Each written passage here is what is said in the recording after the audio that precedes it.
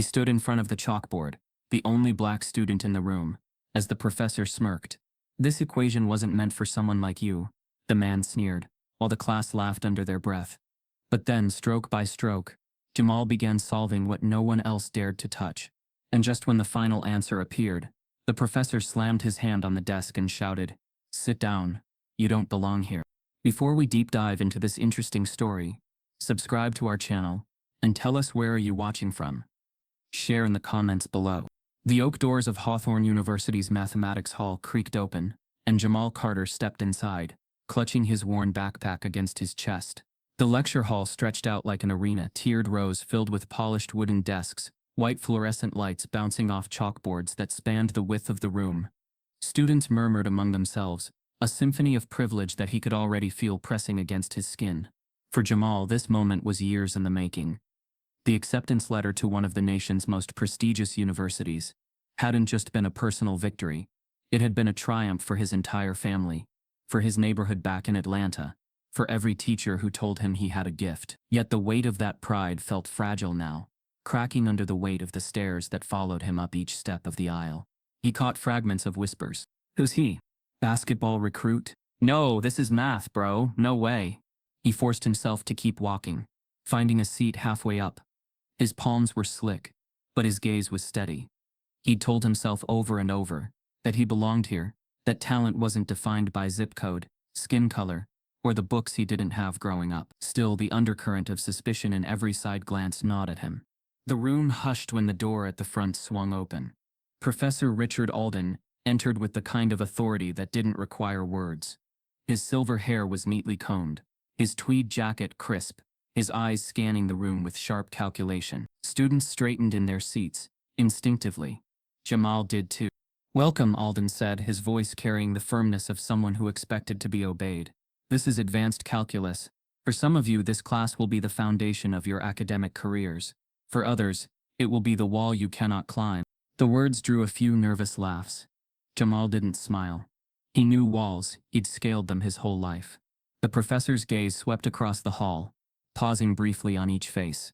Until it landed on Jamal, it lingered. Jamal felt the weight of it. Piercing, measuring. "You," Alden said, pointing a thin finger in his direction. Every head in the room turned. Jamal's chest tightened. "Yes. What's your name?" "Jamal Carter." "Carter."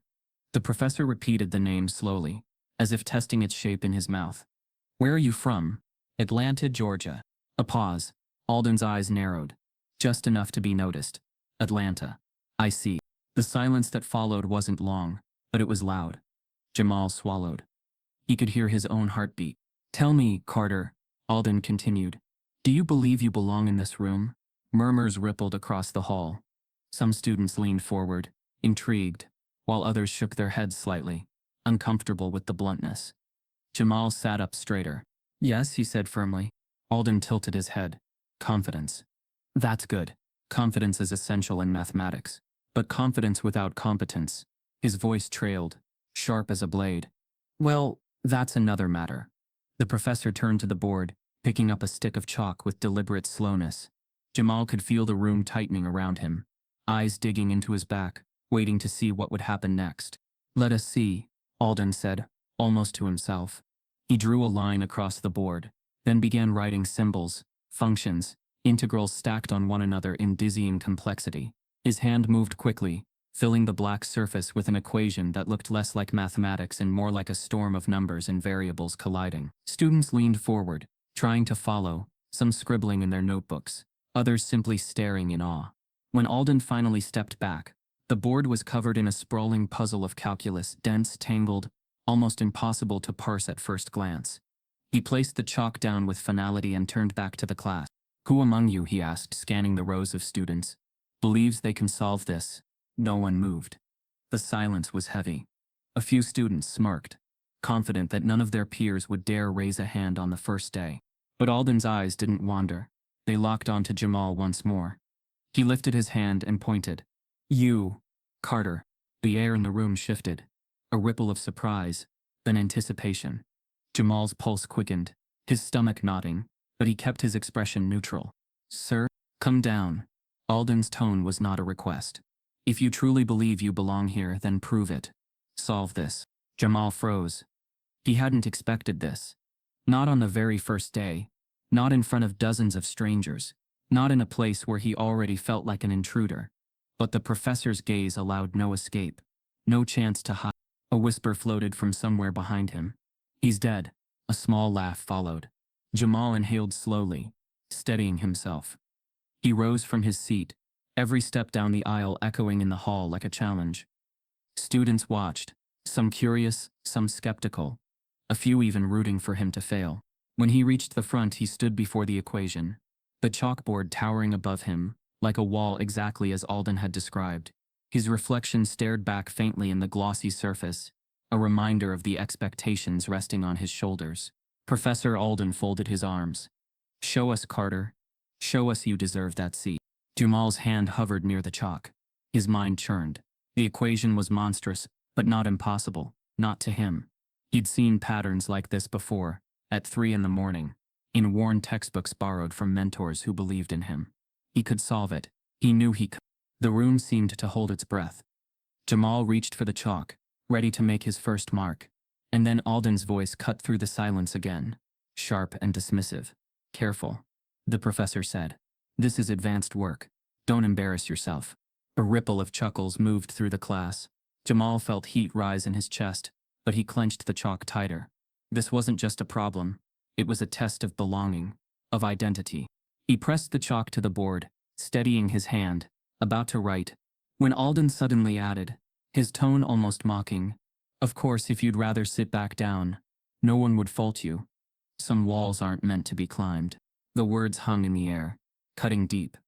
Jamal didn't turn around. He couldn't. Not now. He drew the first line of his solution. The professor stepped closer, smirking, and with deliberate emphasis, circled the most tangled part of the equation on the board. "Start here, Carter. Let's see how far you get." Jamal's chalk barely touched the board before memories rushed forward, uninvited, threading themselves into the present. Every stroke of the white powder on the black surface felt tethered to the life he had come from, a life worlds away from the pristine lecture hall of Hawthorne University. Atlanta's South Side was nothing like these polished walls. His neighborhood had been a landscape of cracked sidewalks, flickering streetlights, and schools that smelled faintly of mildew. The textbooks there carried the names of kids who had graduated 20 years before him, pages torn and doodled on, equations smeared with graffiti. But where most kids saw hopelessness in those hand-me-downs, Jamal had seen something else, a puzzle worth solving. He was 8 when his fascination first revealed itself.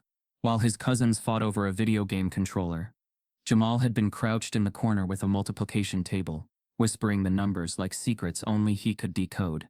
His mother, Denise, noticed first. She came home from a double shift at the diner one night to find her son scribbling equations on the back of a grocery bag. "What's this, baby?"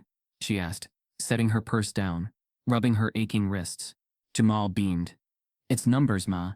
They fit together like music." She didn't always understand what he meant, but she understood enough to know her son was different. And in their world, being different was both a blessing and a target. Through middle school, Jamal's gift became impossible to hide. He could see patterns no one else did. Teachers were impressed, but also skeptical. "It's not normal for a kid like you to be this advanced," one whispered, not realizing Jamal overheard. The words stung. A kid like you, what did that even mean? By the time he was 12, he had already outpaced his school's curriculum. Yet instead of accelerating him, the system tried to slow him down. Placement tests got lost. Recommendations for advanced classes never went through. His mother fought when she could, sitting in offices across from administrators who smiled politely but did little. "Resources are limited," they told her. Still, Jamal studied on his own. Nights in the cramped apartment were spent at the kitchen table, his homework spread out next to the bills his mother tried to stretch. Denise worked 2 jobs, waitressing and janitorial shifts at the airport, yet somehow managed to bring him used math books from thrift shops. "They're a little old," she'd say, sliding them across the table. Jamal didn't care. Math was timeless. His grandmother, Loretta, would sometimes pause her soap operas just to watch him, shaking her head. "Baby, you ain't normal. But maybe that's what we need in this family. Somebody not normal enough to break the curse." The curse. That unspoken weight of poverty, incarceration, violence, all the traps that had claimed so many men in his family before him.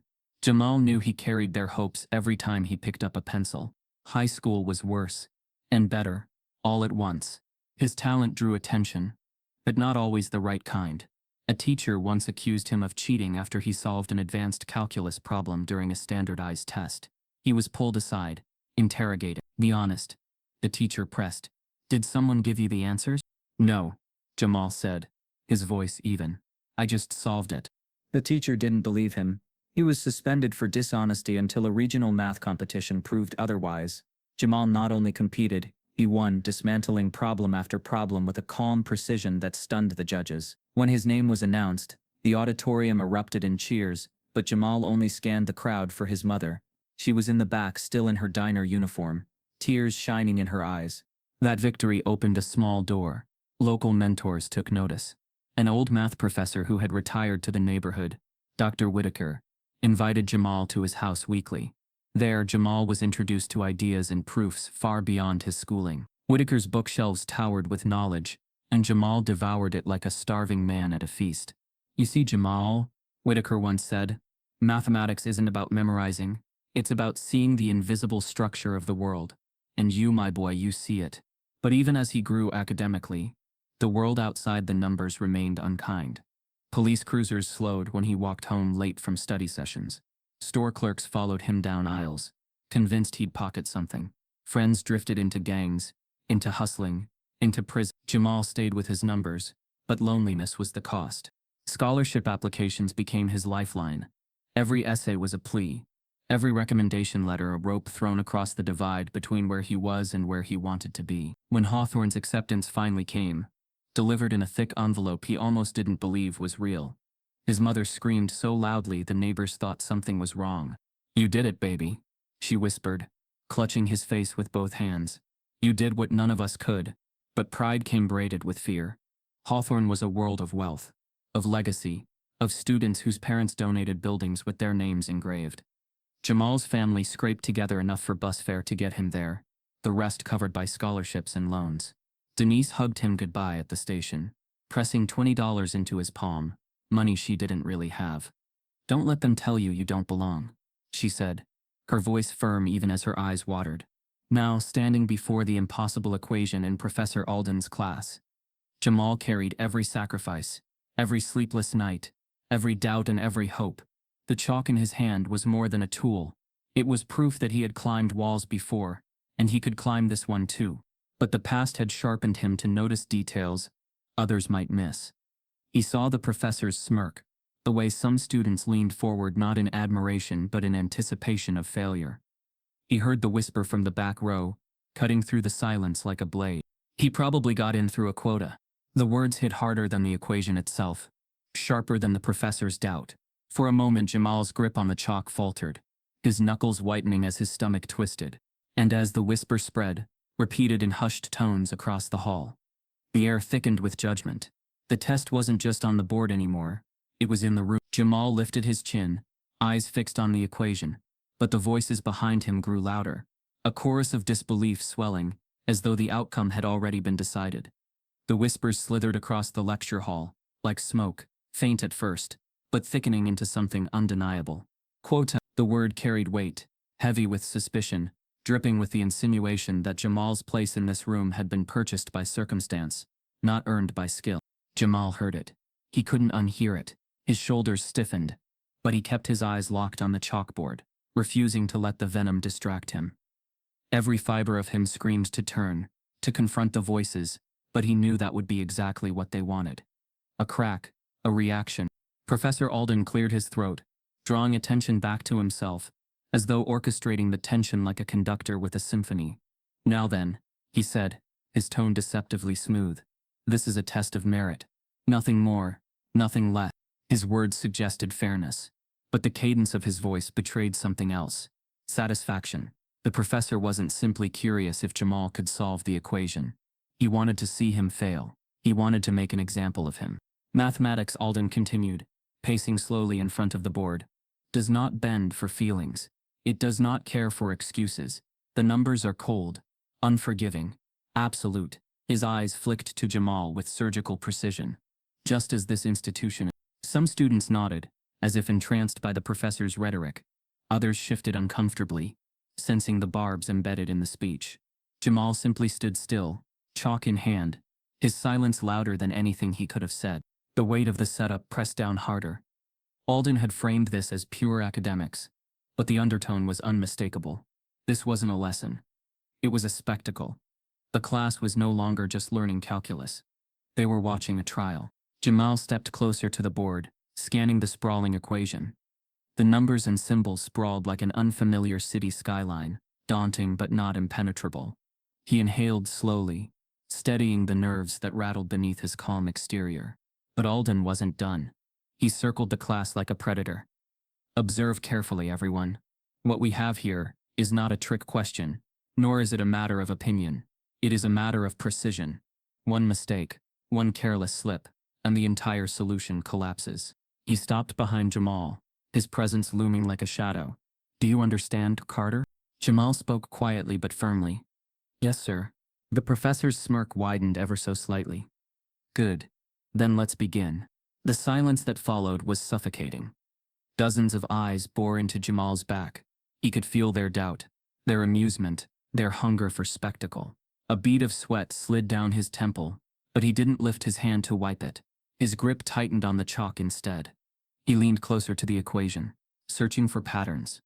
His mind flicked through the vast library of knowledge he had built over the years. Proofs, theorems, tricks hidden in textbooks. He could do this. He would do this. Yet Alden couldn't resist another jab. Remember, Carter, he said, his voice carrying for all to hear. Confidence is easy to display. Competence, however, he trailed off, letting the implication hang. A ripple of stifled laughter echoed from the back rows. Jamal's jaw tightened. He drew the first line on the board, his chalk squeaking against the surface. The sound felt like thunder in the silence. The professor folded his arms, watching with an expression that was less curiosity and more expectation of failure. Jamal focused. Step by step he began to unravel the equation, his movements careful but deliberate. Each mark of chalk was a quiet rebellion against the weight pressing down on him. And yet, with every step he could feel the professor's gaze boring into him, searching for weakness. The challenge was no longer just about mathematics, it was about endurance. Could Jamal hold his composure under the suffocating spotlight, with whispers of quota still echoing through the hall? He took another step into the problem, the numbers beginning to align in ways only he could see. Slowly, the path forward started to emerge. But Alden wasn't satisfied with watching. He leaned forward, his voice cutting through the quiet like a knife. Careful now, that line you've drawn. It could lead you into a dead end. Jamal froze. Was it a trick? A genuine warning? The professor's tone made it impossible to tell. Students shifted, whispering again. He's messing with him. No way he gets this right. The tension tightened around Jamal's throat. For a brief moment, he doubted himself. But then another voice rang in his memory, his mother's voice, steady and strong. Don't let them tell you you don't belong. He straightened, his hand steady again, and continued. The chalk moved faster now, the patterns unfolding, confidence returning in careful strokes. The classroom grew quieter. Even the students who had doubted him began to lean forward, drawn into the rhythm of his solution. For the first time, the equation seemed less like an impossible wall, and more like a puzzle that was being solved right before their eyes. And still, Alden circled, his smirk unbroken. He waited, like a man certain that no matter how far Jamal climbed, he would eventually slip. The professor finally stopped pacing. He stood still, eyes gleaming, and raised his voice so the entire hall could hear. Enough of this hesitation. His words rang out, cutting through the fragile silence. He pointed sharply at the board, his tone commanding, almost cruel. If you belong here, Carter, he said, each word deliberate. Solve this in front of us all. The professor's challenge hung in the air like a noose, and the silence that followed was heavier than any lecture hall should have been able to hold. Jamal's hand trembled faintly, though he tried to still it. He stood before the sprawling equation, its symbols and integrals, stretching across the board like an unforgiving labyrinth. Behind him, the weight of dozens of eyes pressed forward, sharp as knives. At first the silence was unbroken.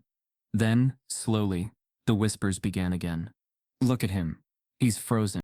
He's out of his depth. Knew it. He doesn't belong here. Each word sank into Jamal's back like invisible darts. He didn't turn around, didn't react, but the sting was undeniable. Others said nothing but didn't need to. Their glances spoke volumes, pity from some, amusement from others, indifference from the rest. A girl in the second row leaned toward her friend, covering her mouth with a hand as if to hide her smirk. A boy in the back reclined in his seat, arms folded, watching as though this were entertainment, not education. Jamal wasn't just a student at the board. He had become a symbol, a test subject, a performer in a cruel drama, orchestrated by the professor's authority, and he knew what was truly at stake. He wasn't representing only himself. Every doubt cast on him was a doubt cast on black students who had come before him, and those who might come after. The realization pressed down on him, making the chalk heavier in his hand. His breath grew shallow. His vision narrowed on the tangled maze of numbers. He had solved equations more complex than this in the quiet of his bedroom, under the flickering kitchen light, with only the hum of the refrigerator as company. But never like this, never with an audience, never with stakes this high, never with a professor who clearly wanted him to stumble.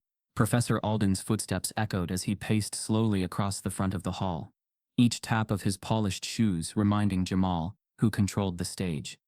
"This," Alden said to the class, "is where confidence falters. It's easy to claim brilliance, much harder to prove it, especially when the eyes of judgment are upon you." He didn't need to say Jamal's name again. Everyone knew who the words were aimed at. A boy in the third row shifted uncomfortably. He didn't know Jamal, didn't care to, but even he could feel the cruelty in the professor's tone. Still, he said nothing. The silence of complicity stretched on, a silence more condemning than words. Jamal inhaled deeply, forcing his mind back to the problem. "Focus," he told himself. "Numbers don't lie. They've never lied to you. They won't start now." But then came the unexpected twist. Something small, almost imperceptible, but enough to shake the balance.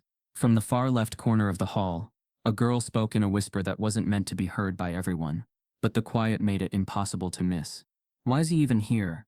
It's not like he'll make it to the end of the semester." Her friend chuckled softly. The sound crawled up Jamal's spine. He gripped the chalk harder, the edge biting into his skin. His chest burned, his ears rang, but he refused to turn. To turn would be to acknowledge, to give power to the venom. Instead, he drew closer to the board, studying every curve of the professor's equation. It was brutal, yes, but not invincible. He could see faint outlines of pathways, strategies beginning to form. If he could just breathe, just block out the noise, he could make it through. The chalk hovered an inch from the surface. A hush swept over the room. Every movement, every breath seemed to pause, as the class collectively leaned forward. Even those who had mocked him now waited with something closer to morbid curiosity. Would he actually dare to try? The silence became unbearable. Jamal's heart hammered so loudly he feared it might betray him. He thought of his mother. The nights she stumbled home with aching feet, still finding the strength to ask, "What problem are you working on, baby?"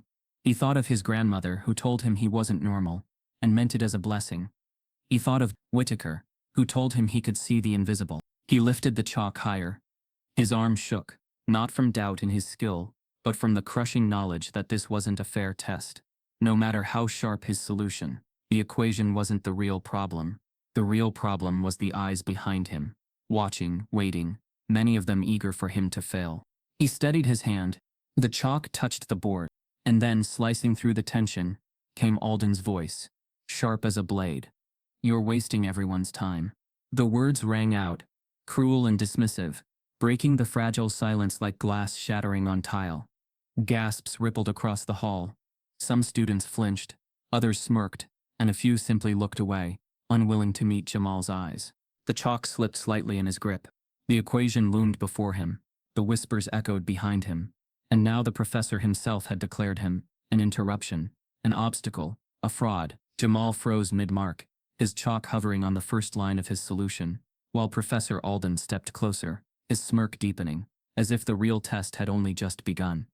Jamal's chalk froze an inch from the board, the professor's cutting words echoing in his head. "You're wasting everyone's time." And just like that, his mind slipped, not into panic but into memory. The kind of memory that didn't ask permission, that dragged him back to places he had thought he'd already left behind. He was 13 again, sitting in the back of Mr. Redmond's algebra class, The room smelled faintly of bleach and sweat, the kind of underfunded classroom where half the lights flickered and the textbooks were falling apart. Jamal had finished the worksheet in minutes, quietly flipping to the back of the book to study problems years ahead. But Redmond noticed. He walked over, tall and thin, his face tight with irritation. "What do you think you're doing back there?" "Just solving more problems," Jamal replied, sliding his notebook slightly under his arm. Redmond snatched it anyway, scanning the pages filled with equations. His frown deepened. "You didn't get this from me. Who gave you the answers?" "Nobody," Jamal said softly. "I worked them out." The teacher's laugh was sharp, hollow. "Don't play games, Carter. A kid like you doesn't just work out calculus proofs in the 9th grade." The sting of those words burned deeper than Jamal admitted to himself at the time. "A kid like you." The phrase followed him, a shadow that seemed to linger no matter how far he went. That same year, though, a door opened in the most unlikely of places. A local community center hosted chess nights and tutoring sessions. Jamal wandered in one evening, drawn by the smell of pizza and the sound of clacking chess clocks.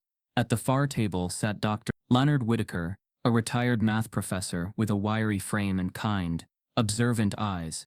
"Son," Whitaker said after watching Jamal hover near the board, "you look like you're studying the pieces harder than the players are." "I see patterns," Jamal admitted, shyly. Whitaker's brow lifted. "Patterns? Not just moves," Jamal explained. "The spaces. The way things can line up 3-4 turns from now." That night, Whitaker handed him an old calculus book, pages yellowed and edges curled. "Show me what you see in this," he said. From then on, their sessions became weekly rituals. Jamal would show up with problems scribbled on scraps of paper. Whitaker would guide without giving answers, and together they built a quiet sanctuary of numbers in a world that often seemed hostile to them. But genius did not make Jamal immune to the realities of his neighborhood. Nights were filled with sirens, with friends drawn into hustles that promised quick money. Police cruisers slowed when they saw him walking home with a backpack, questioning him with suspicion before letting him go. "You selling something, son?" they once asked. He wasn't. But in their eyes, he always could be. Math became both shield and weapon. He entered underground math competitions, unofficial gatherings where kids from schools across the city tested their skills.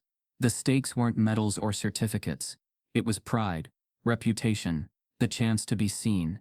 Jamal thrived there, earning respect not through charm or force but through numbers.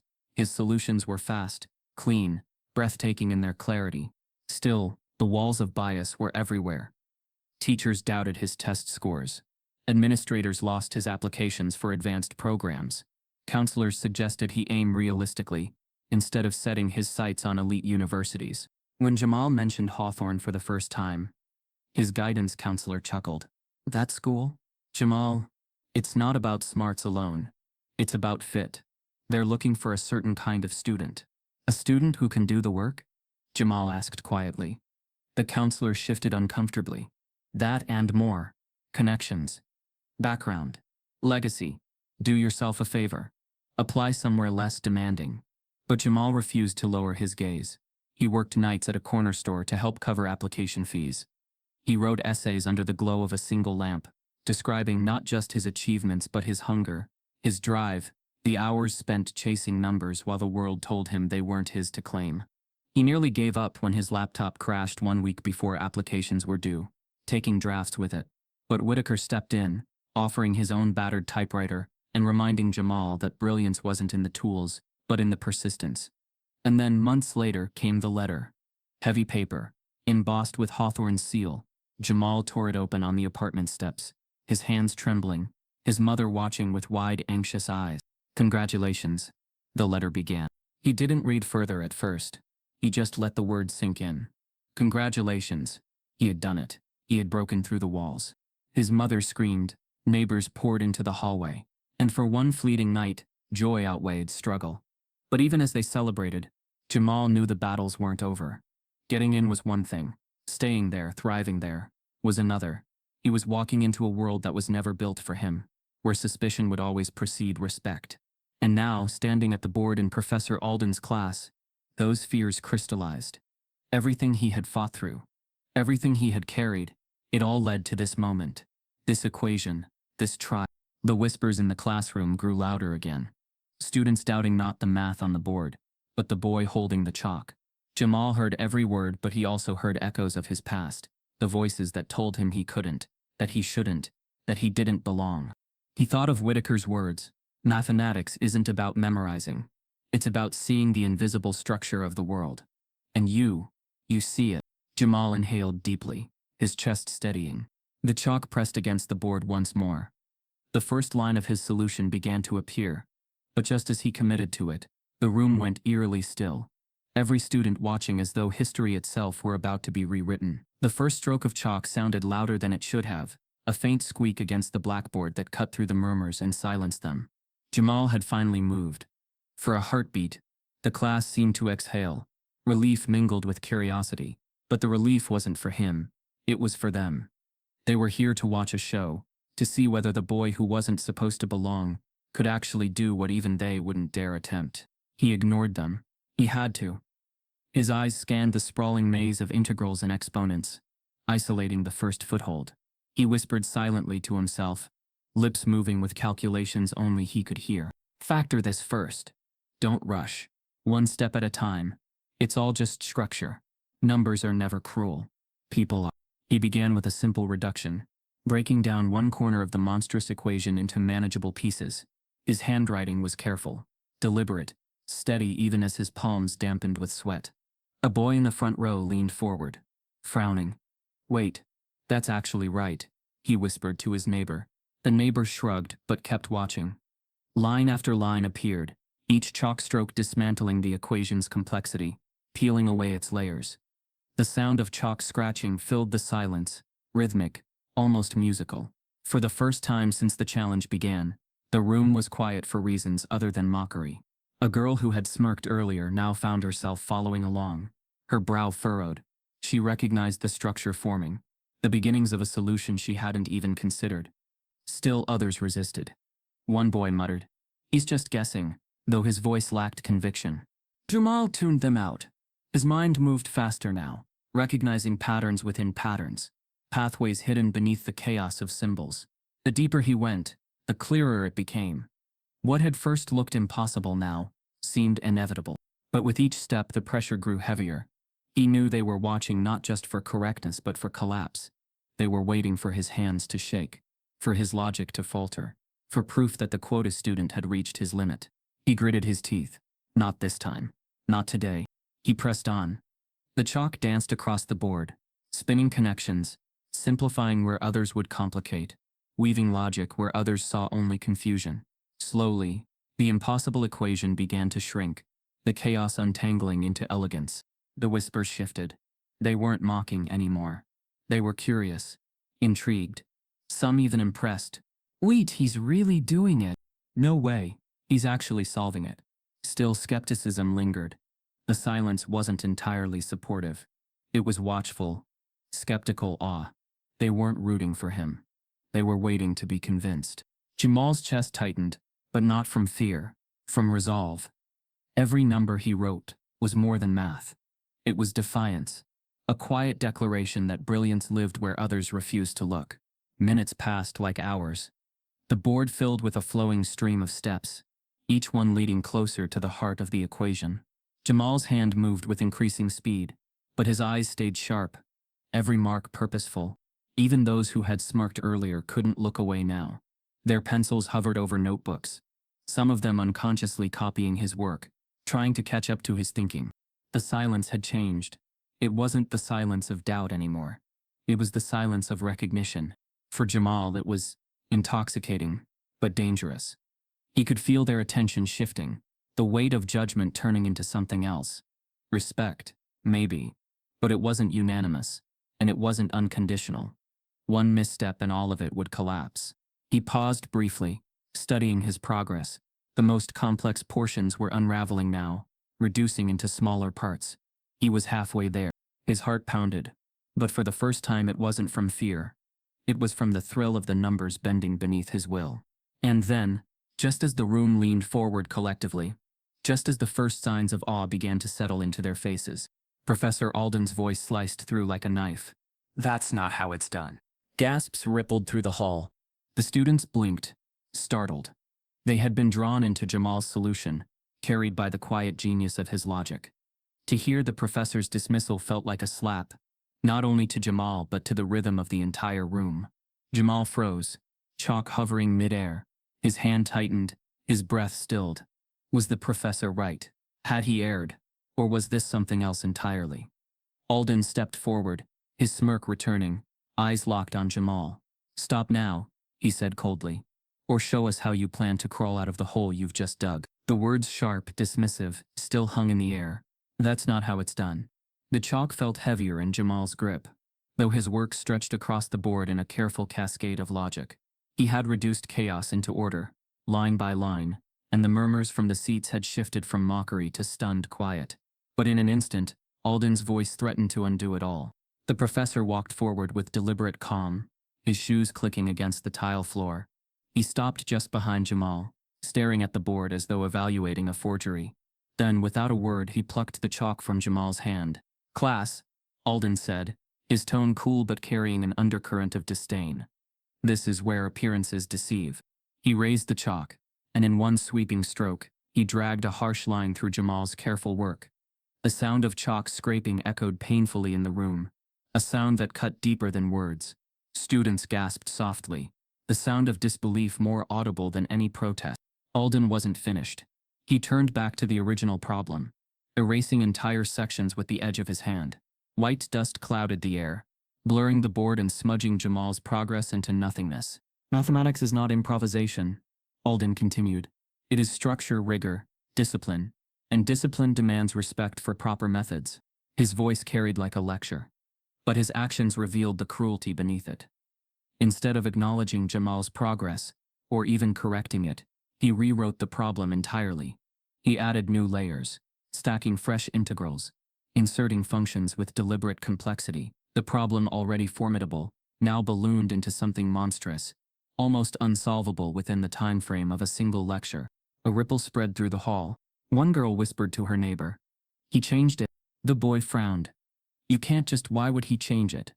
Even those who had doubted Jamal earlier now shifted uneasily. This wasn't a fair test. This was sabotage, plain in public. Jamal stood frozen, chalk dust clinging to his fingers. His chest tightened with heat, not shame but anger, sharp and suffocating. He had been climbing a wall, hand over hand, finally nearing the summit, only for the professor to raise the wall higher, brick by brick in full view of everyone. Alden set the chalk back on the tray and stepped aside. "Now," he said smoothly, gesturing toward the newly altered equation, "let us see whether brilliance survives under true rigor." He looked directly at Jamal, his smirk faint but undeniable. "If you can manage this, Carter, then perhaps you are as capable as you claim." The silence in the hall was deafening. For once, no one laughed, no one whispered. Even those who had doubted Jamal seemed caught off guard by the blatant unfairness of the act. A boy in the back muttered under his breath, "That's messed up." His words didn't carry far, but they were heard by a few, and those few nodded quietly. Jamal inhaled, slow and steady, fighting the weight pressing against his chest. He stared at the altered equation, its monstrous sprawl demanding his attention. The unfairness was obvious, but so was the reality. Walking away meant proving every whisper true. Walking away meant letting Alden win, letting every student in the room believe that his place here was unearned. His mother's voice echoed again, "Don't let them tell you you don't belong." Jamal bent, picked up the chalk, and turned back to the board. His hand hovered, his breath steadying. For a moment, he almost faltered. The problem was different now, larger, more tangled, more deliberately cruel. But beneath the noise of doubt he saw it for what it was. Numbers. They didn't carry malice. They didn't conspire against him. They were simply patterns waiting to be revealed. He closed his eyes briefly, breathing in and out, then opened them again with clarity. Step back, breathe, start over. Students shifted in their seats, waiting. Some expected him to give up. Some hoped he would fight. All of them were riveted. And then an unexpected twist. From the second row, a voice spoke, clear enough to be heard. A girl with sharp glasses and auburn hair leaned forward, her tone measured. But he was on the right track. "You changed the problem." The room froze. No one had spoken against Alden before. Not in this way, not this openly. Heads turned. Even Jamal's own pulse quickened. Caught off guard by the unexpected defense, Alden's eyes snapped toward the girl, his expression sharpening. "Miss Davis," he said coldly, "do you presume to question the integrity of your professor?" She flushed but didn't look away. Everyone saw it. He was solving it." The tension crackled, but Alden dismissed her with a wave of his hand. "Sit down. Observation is not comprehension. You will learn in time." The girl's shoulders slumped slightly, but she held Alden's gaze longer than most dared. Then she leaned back, jaw tight. The moment passed, but its weight lingered. For the first time, Jamal realized he wasn't entirely alone. At least one person had seen through the charade, and that small flicker of solidarity lit something inside him. He lifted the chalk again, turning back to the board. The room leaned in collectively. Breath held. He pressed the chalk down, firm and steady. Not where he had left off, not in the middle of Alden's sabotage. No, he returned to the very beginning, to the first mark, to the start of the problem. Gasps broke through the silence. He was starting over. Step by step. From the top. Jamal drew the first line of his solution. Slower this time, but with unmistakable confidence. He stepped back, breathing deeply, then leaned forward again, his eyes blazing with determination. Without flinching, he restarted the problem from scratch, daring the professor to try and stop him again. The fresh beginning was bold, almost reckless. Yet Jamal's decision to restart from the very top sent a current of electricity through the room. The same equation that moments ago had been rewritten to crush him now stood like a dare, and he was meeting it head-on. The first line of chalk came steady, deliberate. Then another, and another. His movements were no longer hesitant, but assured. Every mark cutting through the silence like a steady drumbeat. A boy near the back muttered, half in disbelief, "He's really doing it again." This time, the rhythm of Jamal's work had a different energy. It wasn't just problem-solving. It was storytelling.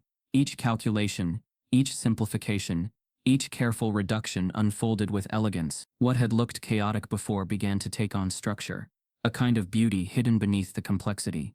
And the class noticed. The whispers faded. The smirks vanished. Students who had come expecting a spectacle of failure now found themselves leaning forward, drawn to the unfolding clarity on the board. Jamal's breathing slowed, his hand steady. He wasn't just solving an equation. He was reclaiming the room, line by line. Every number was an act of defiance. Every simplification a refusal to bow to the weight pressing against him.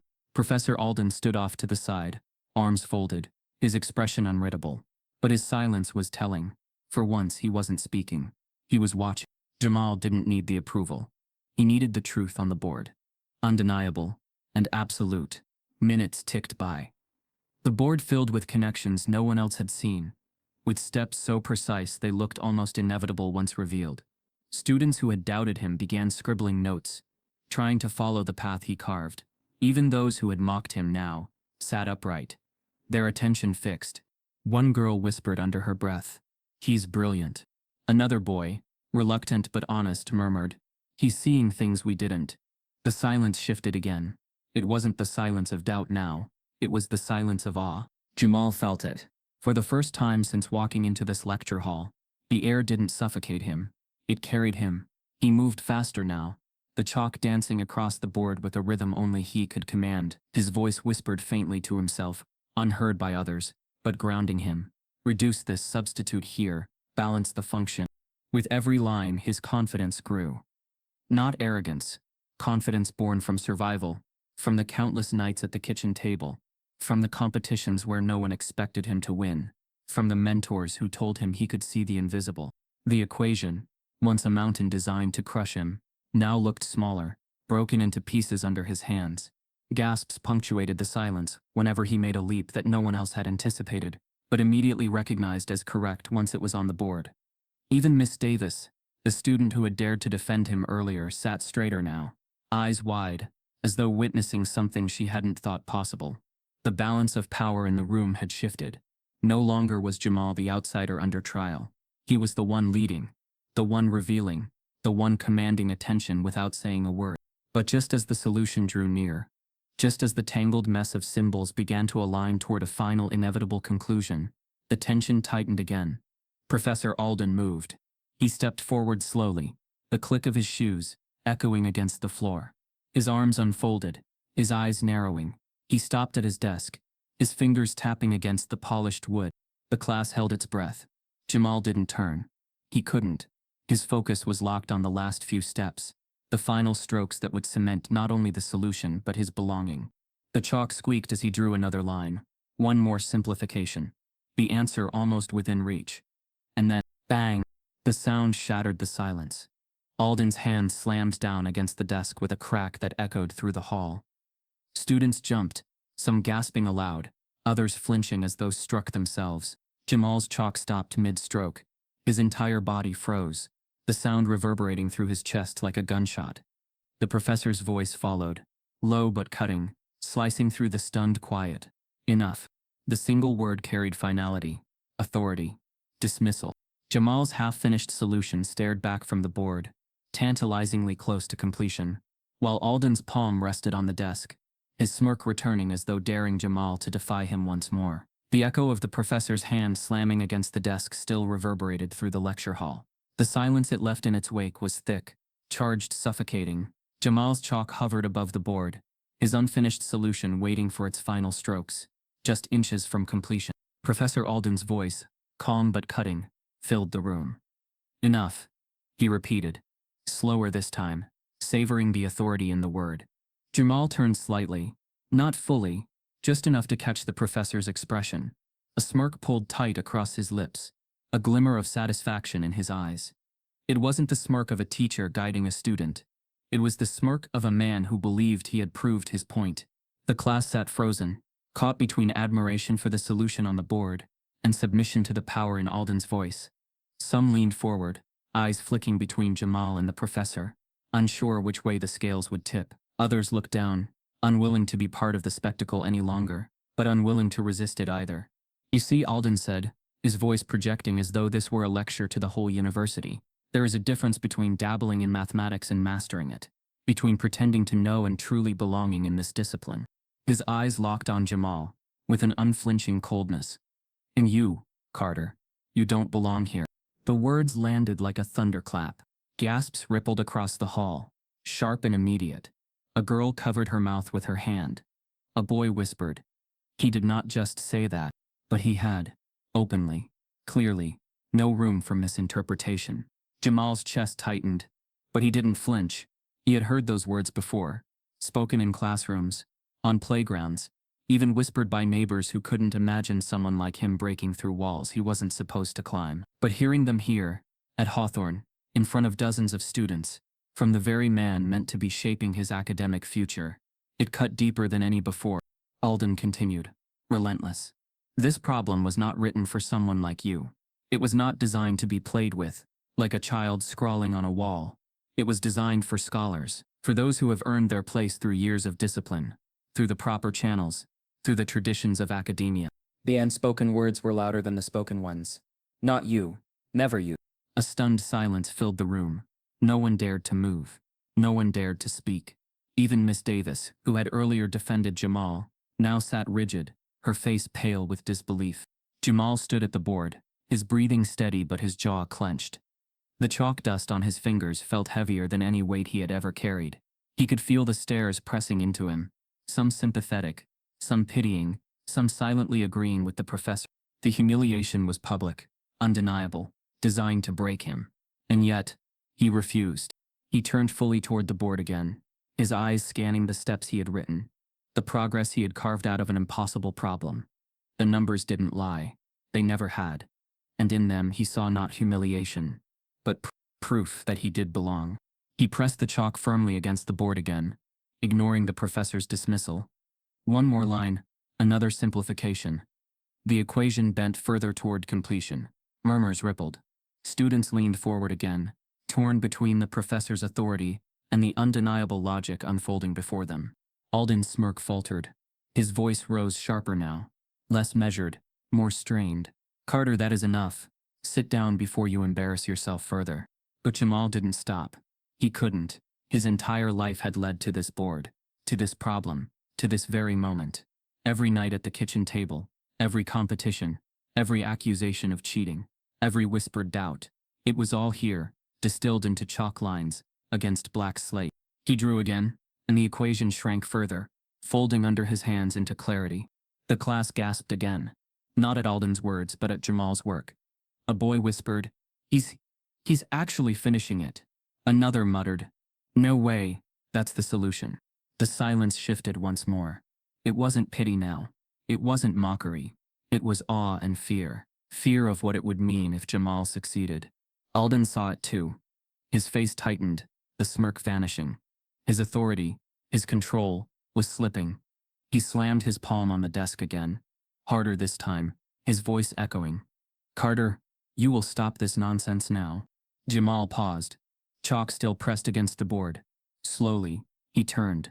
His eyes met Alden's. No anger, no outburst, no broken voice, just calm, steady defiance. For the first time, the power in the room shifted fully. Gasps came again, but quieter, more drawn out, as if the entire hall realized at once that something irreversible was happening. Jamal lowered the chalk gently onto the tray, the sound faint but final. He turned fully toward Alden, his voice quiet but carrying clearly in the silence. Check the board. The words landed softly, but the silence that followed was thunderous. Every student in the hall felt the weight of them. Jamal's voice hadn't risen. He hadn't matched Alden's fury with anger. He hadn't needed to. Calm carried more power than shouting ever could. All eyes turned to the blackboard. The board that moments ago had been a battlefield of chaos now stood transformed. Every line, every function, every illification stacked neatly upon the next. The sprawling mess of integrals and substitutions had collapsed into clarity. The answer, the unthinkable solution, sat at the bottom, precise and irrefutable. For a long moment, no one spoke. The room was frozen, as if the truth itself was too heavy to acknowledge. Then, slowly, murmurs began to rise. He did it. Wait, that's actually right. There's no mistake. Students leaned forward, eyes scanning the work. Even those who didn't fully understand the advanced steps could see the elegance, the inevitability of the solution. Nothing was forced. Nothing was sloppy. It was perfect. Alden, still at his desk, hadn't moved. His hand hovered near the surface where he had slammed it earlier, his knuckles pale, his jaw tight. His eyes scanned the board, darting from line to line, searching desperately for a flaw. But there was none. Red crept into his cheeks, not from embarrassment alone, but from something deeper rage. Rage that his trap had failed. Rage that the student he wanted to humiliate had instead outshone him. The silence stretched on, broken only by the faint scratching of a few students' pens, as they copied down Jamal's steps, almost in disbelief that they were allowed to. Finally one brave voice spoke. Miss Davis, her tone quiet but steady. That's the correct solution. The words dropped into the silence like a stone into still water, sending ripples through the room. Heads turned toward her, then back to the board. It wasn't just opinion, it was fact. Alden's lips tightened. His throat bobbed as though swallowing words he couldn't say. For the first time that day, he looked uncertain. Jamal stood still, hands at his sides, not gloating, not smiling, simply waiting. The chalk dust clung to his fingertips, evidence of the work he had just carved into history. He had outsmarted the trap. The murmurs swelled. Didn't think he'd actually finish it. Man, the professor really tried to. Shh.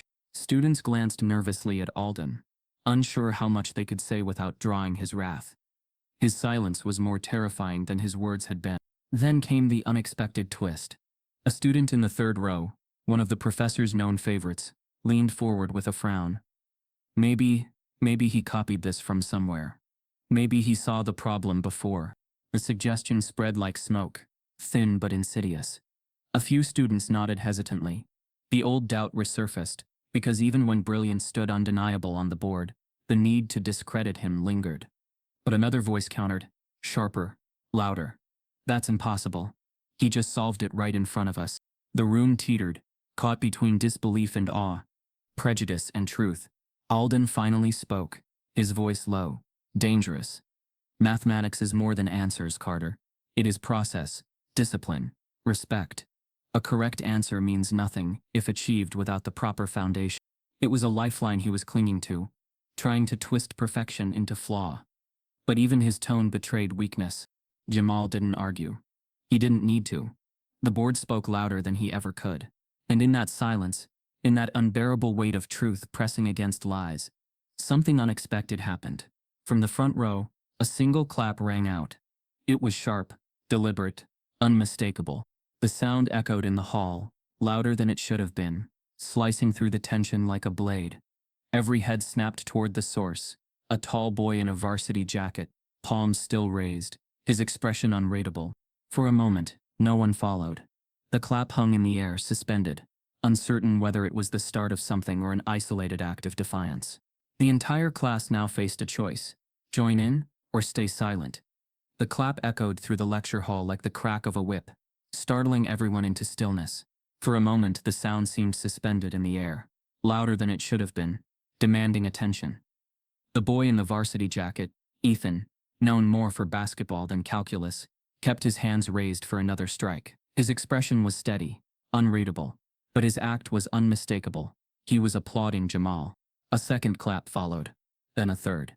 The sound reverberated across the hall, impossible to ignore. Students shifted uncomfortably in their seats. Some looked toward the professor, waiting for his reaction. Others looked at the board, at Jamal, at the flawless solution that hung there like a rebuke to every doubt spoken earlier. Then came another pair of claps. This time from the back, tentative but real. The tension cracked. One by one, palms joined in. The rhythm built slowly, hesitantly, as though each student had to weigh the risk of breaking with the professor's authority. But with each clap added to the rhythm, the sound grew stronger, undeniable. A wave of applause rolled through the lecture hall. Not all students joined. Some sat rigid, eyes lowered, unwilling to defy Alden, but enough did to shift the energy completely. Jamal didn't move. He stood by the board, his hands at his sides, eyes steady, letting the applause wash over him. It wasn't pride that filled his chest. It was relief, vindication. For once the truth was too visible to be denied. But not everyone clapped. A cluster of students near the center sat frozen, arms crossed, faces tight with discomfort. Their silence wasn't accidental. It was complicit. They weren't going to lend their voices to support someone like him. To them, his brilliance was a threat, not an achievement. The divide was stark. Applause from one side, silence from the other. The lecture hall had split itself into two halves. Those who dared to acknowledge what had just happened, and those who clung to prejudice or fear. And at the front of the room, Alden stood motionless. His face, once smug, now burned with red. His jaw worked furiously, his fists tightening at his sides. The applause was not just for Jamal. It was against him, against his authority, his narrative, his attempt to humiliate. The room, his room, had shifted. Still, some students risked glancing at the professor, the rhythm of their clapping faltering. Fear remained, thick and real.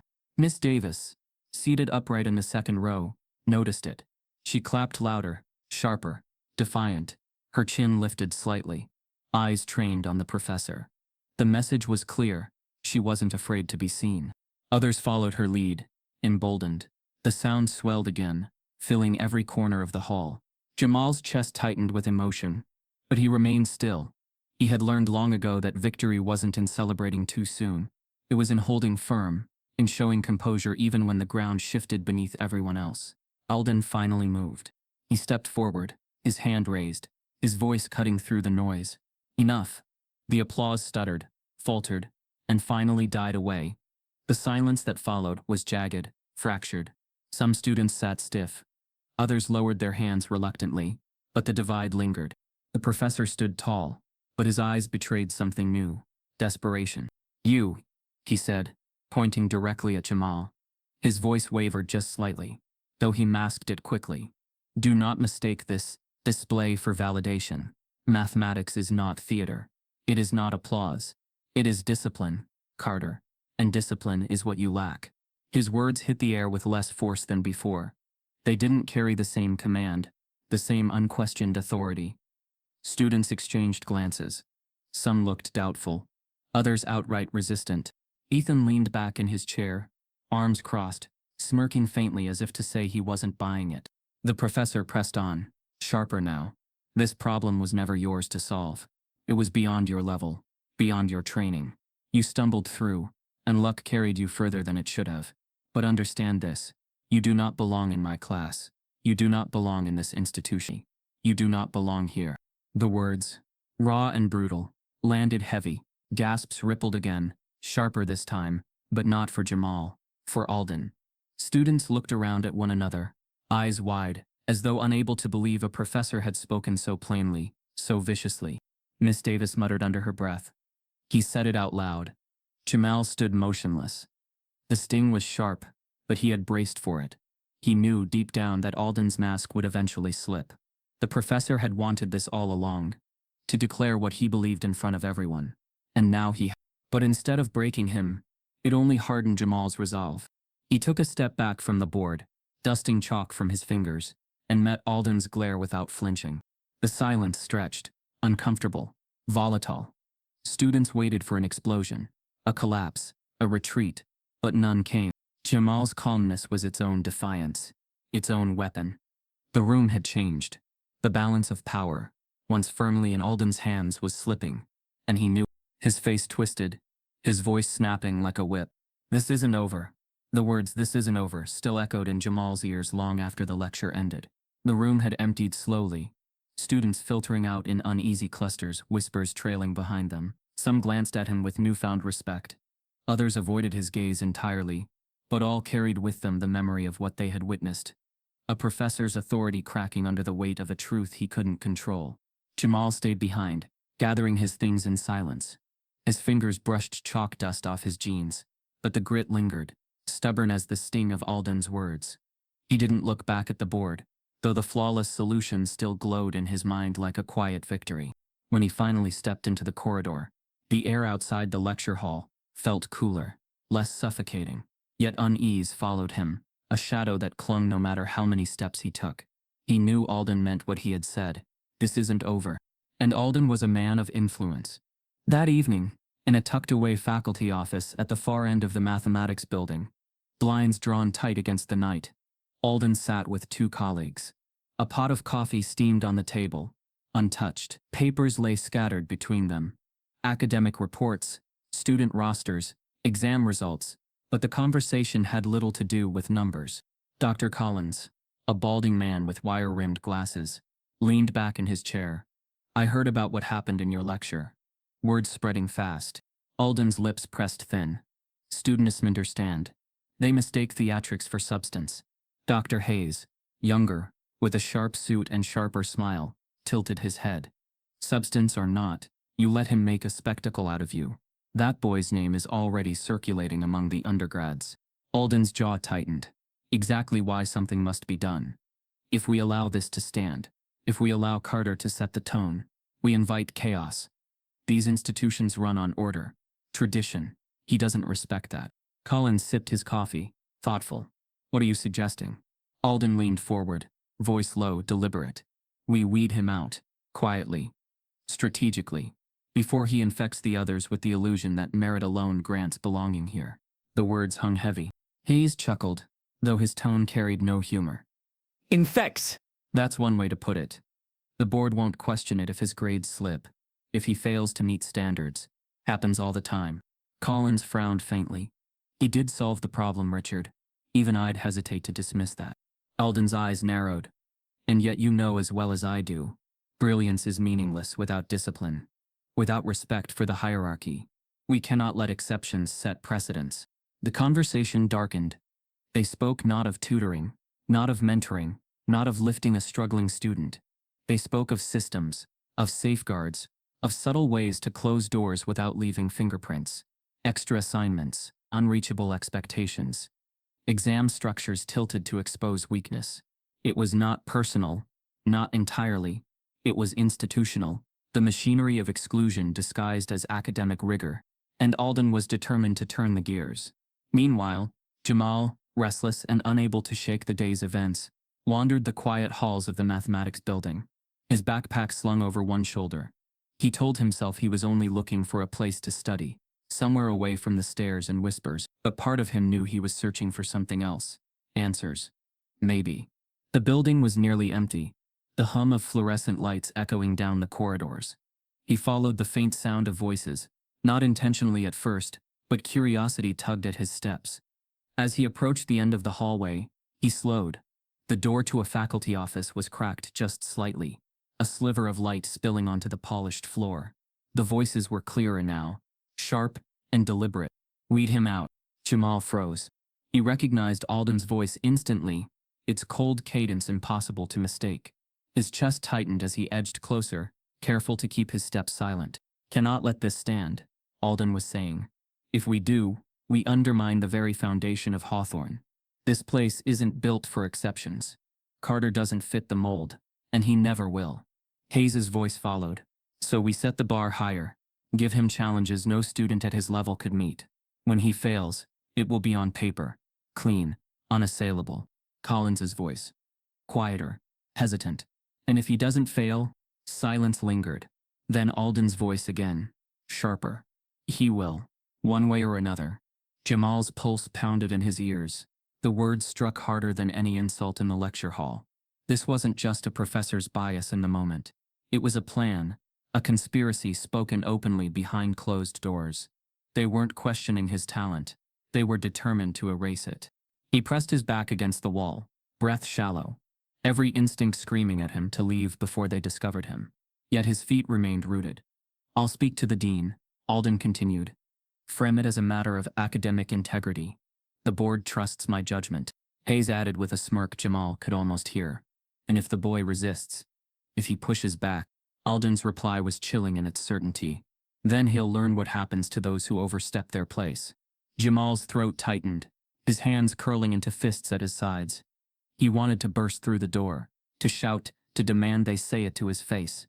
But he knew that was what they wanted, for him to lose control, to give them proof of the narrative they had already written. Instead, he stayed silent, hidden in the shadows of the hallway, absorbing every poisoned word. A floorboard creaked beneath his shoe. The voices inside the office stopped instantly. The creak of the floorboard echoed like a gunshot in Jamal's chest. For a split second, silence gripped the office. Then Alden's voice cut through, sharp and suspicious. Did you hear that? Jamal didn't wait to hear more. He backed away quickly, his sneakers soft against the polished floor, his heart hammering in his throat. He slipped into a side hallway, just as the office door cracked open. A sliver of light spilled out, followed by Hayes's head scanning the corridor. Probably just the building settling, Hayes muttered, eventually, and the door shut again. Jamal pressed himself against the wall, waiting until the muffled voices resumed before daring to breathe. His body trembled with the weight of what he had just heard. This wasn't paranoia. It wasn't just about him clashing with one professor. It was bigger, institutional, calculated. As he finally left the building and stepped into the night air, his mind spun. Should he confront them? Report it? Stay silent? Every option carried risk, and every risk carried consequences. But secrets don't stay buried long. The next morning, the whispers began. Students who had been in the lecture hall replayed the events again and again. Stories morphed, spreading like wildfire. Some retellings framed Jamal as a prodigy, dismantling the professor's trap with brilliance. Others leaned into doubt, suggesting he had cheated somehow, that no student could solve a problem like that without prior access. Yet the more the stories spread, the more cracks formed in Alden's authority. Students who had once been silent started recalling their own experiences. Little things at first, dismissive comments, unfair grading, subtle acts of exclusion. One memory sparked another, until threads began to connect. A sophomore in the engineering program posted anonymously on a student forum. Professor Alden gave me an F on a paper because I misunderstood the assignment. But when my white classmate turned in almost the exact same thing, he got a B. I thought it was just me, but now I'm not so sure. Another student added. He told me once that Hawthorne wasn't a place for charity cases. I laughed it off, but I'll never forget the way he looked at me when he said it. The forum lit up, stories piling one after another, some defending Alden, but many confirming a pattern too strong to dismiss. Then came the spark no one expected. Social media. A freshman who had filmed snippets of the lecture on their phone, capturing Jamal at the board. The silence of the room, Alden slamming his hand on the desk, uploaded it to TikTok with the caption, "Professor tries to humiliate a student. Student solves impossible equation instead." The clip exploded overnight. Thousands of views turned into hundreds of thousands, then millions. Hashtag spread, let him solve, math not bias. Hawthorne truth, comments poured in. Bro is literally Einstein and they're mad about it. This is why so many of us drop out. We're not failing the work, we're failing the system. I don't know math, but I know racism when I see it. What had begun as whispers within Hawthorne's walls had now ignited into a wider conversation. Journalists, activists, even academics from other institutions weighed in online. Some praised Jamal's brilliance, calling him an example of resilience. Others debated the ethics of professors weaponizing their authority. Jamal scrolled through it all with a numb detachment. His phone buzzed constantly. Notifications, messages from people he hadn't spoken to in years. Strangers calling him an inspiration. Others demanding to know if the stories were true. Miss Davis approached him in the cafeteria one afternoon, her tray untouched. "It's out of your hands now," she said quietly. "People are talking. They're finally listening." Jamal nodded, though his stomach churned. He hadn't wanted this. Not the attention. Not the spotlight. He just wanted to prove he belonged. But now belonging wasn't the question anymore. The question was survival. Meanwhile, Alden retreated behind the fortress of faculty offices. To his colleagues, he framed the viral clip as a distortion, insisting context had been lost, that online outrage was misguided hysteria. But his calm facade cracked whenever another article appeared, whenever another student's testimony surfaced online. At a closed faculty meeting, Collins muttered, "It's bigger than you now, Richard. This isn't going away quietly." Alden's reply was venomous. "Then we remind them who holds the power." But power was slipping. Student organizations began organizing forums, inviting anyone with stories to share. Flyers appeared on campus bulletin boards. "Bias in academia. Speak out." Attendance grew, voices once quiet now amplified. Jamal sat in the back of one such forum, hoodie pulled low, listening as others spoke. "I was told my ideas weren't sophisticated enough. But when I read a white classmate's essay, it was nearly the same. He got an A. I got a C. I stopped speaking up in class because every time I did, he cut me off. They don't just doubt you. They erase you." Jamal felt a strange mixture of grief and strength, listening to them. He wasn't alone. The walls had cracks. And yet, the fear never left him. Every glance from a professor in the hallway, every email from administration carried the possibility of reprisal. Would they revoke his scholarship, fail him out of spite, label him a troublemaker, until no graduate program would take him? That night, as he sat in his dorm room, his phone buzzed again. Unknown number. He almost ignored it, but something made him swipe. "Hello?" A voice answered, professional, steady. "Mr. Carter? My name is Sarah Miller. I'm a reporter with the Chronicle. We're investigating the culture at Hawthorne University. We've seen the footage, and we've spoken to some of your peers. I'd like to ask, are you ready to go on record?" Jamal's breath caught in his throat. The reporter's voice lingered in Jamal's ear, steady but urgent. "Are you ready to go on record?" His fingers tightened around the phone. For a long moment, he didn't answer. He thought about Alden's words, about the faculty whispers he had overheard, about the countless ways this could be twisted against him. Speaking out meant exposure. Exposure meant risk. Risk meant the system could crush him harder than ever before. But silence. Silence was exactly what they wanted. He exhaled, his voice low but clear. "Yes, I'll talk." That night, Sarah Miller sat across from him, in a quiet coffee shop off campus, her recorder set discreetly on the table. Jamal's hoodie shadowed most of his face, but his eyes were steady. He told her everything. Not just the equation, not just the humiliation, but the words behind closed doors, the plan to weed him out, the years of subtle erasure. When she asked why he was risking it, his answer was simple: "Because if I don't, they win. And it won't just be me, they'll do it to the next kid, and the one after that." The article published 3 days later. Student outsmarts professor's trap, exposes culture of bias at Hawthorne. The story spread like wildfire. It wasn't just a report, it was a spark thrown onto dry ground. Sarah's piece laid out Jamal's solution to the impossible equation, corroborated by other students who had witnessed it. It detailed the testimonies of peers who had faced similar treatment, and it quoted Jamal directly, his words raw and unpolished, refusing to be silenced. Reaction came fast and fierce. On campus, students gathered in the quad with signs. "We belong here. Math doesn't discriminate. People do." The administration tried to remain quiet, issuing a vague statement about valuing diversity and rigor, but their silence only fueled more anger.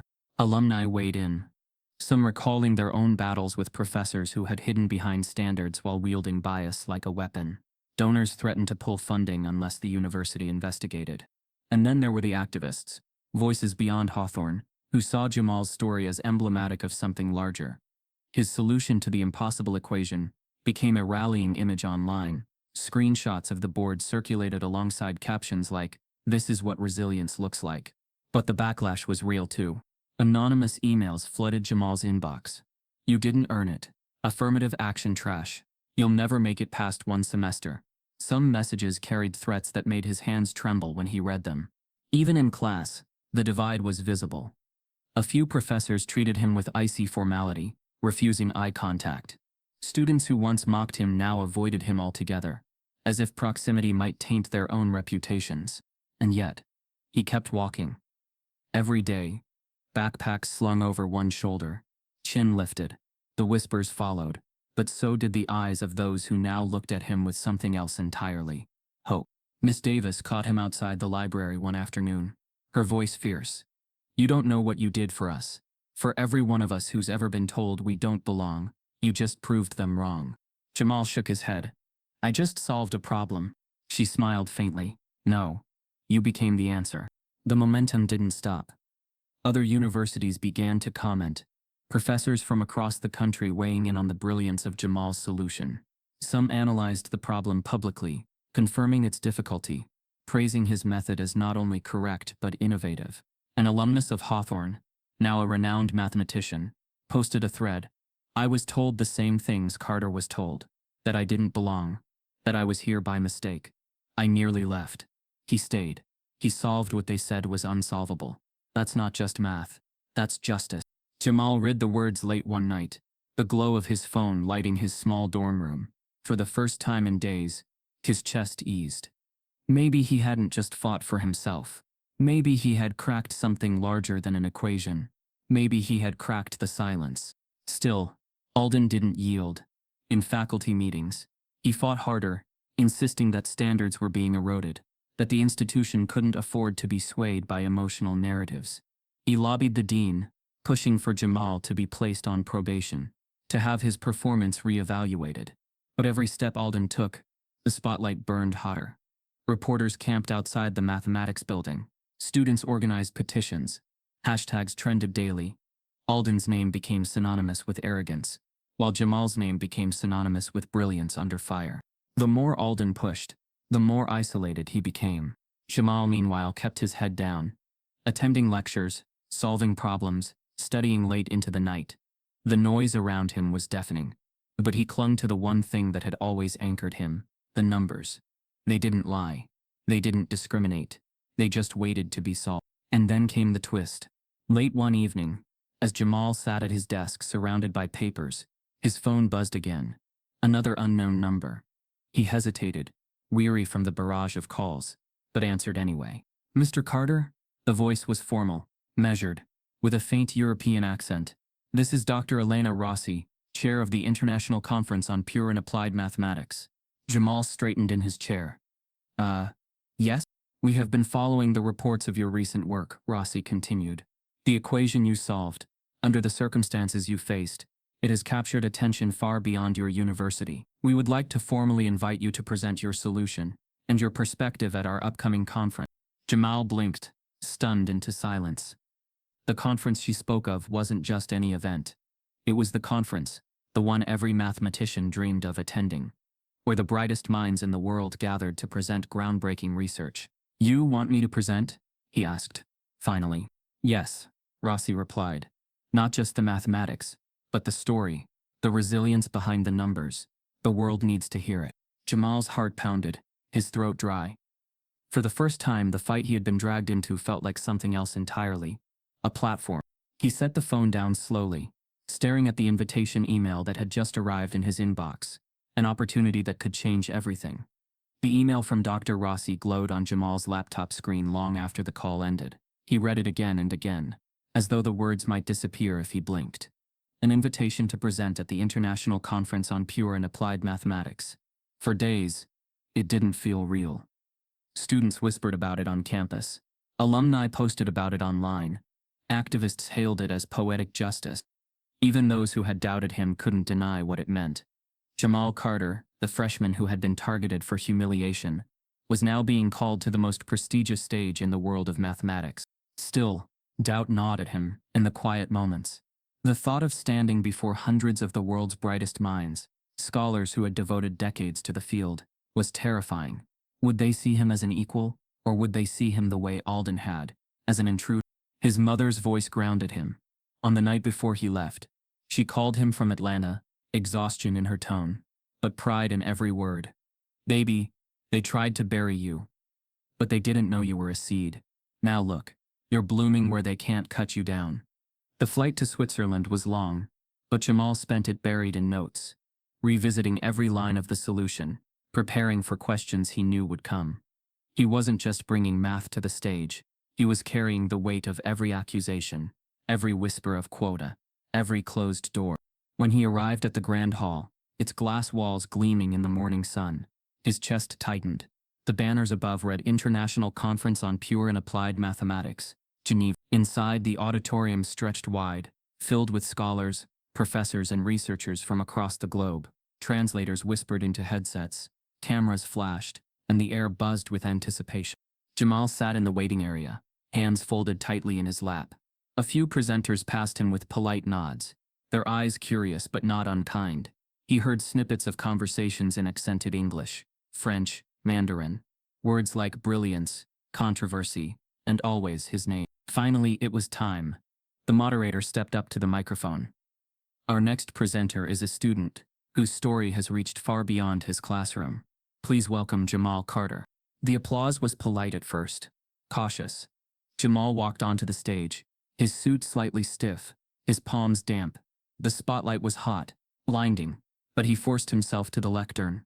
Behind him stood a massive chalkboard, pristine and waiting. He looked out at the sea of faces. Hundreds of eyes stared back, some skeptical, some curious, a few already supportive. His throat tightened, but then he remembered the board at Hawthorne, the whispers, the laughter, the hand slamming down to silence him. He remembered how he had written anyway, so he began. At first his voice was quiet, measured. He spoke of the equation, its construction, its intricacies, the methods he had used. His chalk moved carefully across the board, replicating the same steps he had once taken, under the weight of humiliation. Line by line, the symbols came alive again. But as he wrote, he spoke not just of mathematics, but of the moment behind it. "This problem was given to me not as a challenge, but as a trap," he said, his voice growing steadier. "It was meant to expose me, to reduce me, to show my classmates that I did not belong. But mathematics does not bend to prejudice. Numbers are not racist. Equations do not discriminate. People do." A ripple moved through the audience. Soft murmurs, nods, the weight of truth settling in. He continued, his chalk dancing faster now, the solution unfolding in crisp precision. "I grew up in schools without resources. My textbooks were torn, outdated. My teachers sometimes doubted I could even read the problems, much less solve them. But still, I found beauty in numbers, and when I arrived at Hawthorne, I thought brilliance would be enough." He paused, eyes scanning the audience. It wasn't, but endurance was. Gasps broke out when the equation collapsed into its final form, neat and undeniable. The same solution that had silenced a lecture hall now hung across the board, unassailable. Brilliant. But Jamal didn't stop there. "This," he said, gesturing to the chalkboard, "is not just a solution. It is survival. Every line you see here was written against the weight of a system designed to erase me. And yet here it is. Here I am." The room was silent. For a moment, Jamal feared the same stillness from Hawthorne's lecture hall, the stillness of judgment. Then, from the front row, a professor in a gray suit stood and began to clap. The sound was sharp, commanding, impossible to ignore. Others followed, hesitant at first, then louder, until the hall thundered with applause. It wasn't polite anymore. It was raw, insistent, undeniable. Jamal lowered the chalk, his chest rising and falling, his eyes glistening. He turned from the board to face the ovation. Every clap a crack in the walls that had once tried to hold him back. And then came the twist. Among the crowd, he spotted a familiar face, Dr. Whitaker, his old mentor from Atlanta, frail now, but standing tall, clapping with tears streaming down his cheeks. Jamal's throat tightened. The man who had first handed him a battered calculus book was here, across an ocean, watching him reclaim the board as his own. The applause rose higher, echoing through the hall, shaking the walls, until there was no question left, no debate. Jamal Carter belonged, not because he had been granted permission, but because he had seized it. As the ovation thundered on, Jamal turned back once more to the chalkboard. The symbols gleamed under the lights, the very same symbols that had once been a weapon of humiliation. Now they were proof of something greater. Proof that he had not just survived but triumphed. He set the chalk down carefully, his hand lingering on the tray. His voice, quiet but carrying, closed the moment. The real question isn't whether I belong. The question is how many more geniuses are silenced before they ever get their chance. The applause surged again, but Jamal's eyes stayed on the board, the reflection of his own journey staring back at him. The chalkboard, once a symbol of doubt, now transformed into justice, stood tall behind him, its lines daring the world to see not just his brilliance, but the brilliance of those still waiting for their turn. Stories like Jamal's remind us that silence protects the system, but truth exposes it. If you believe every voice deserves to be heard, type yes in the comments. And if this story broke your heart or lit a fire in you, subscribe so more truths like this can never be buried.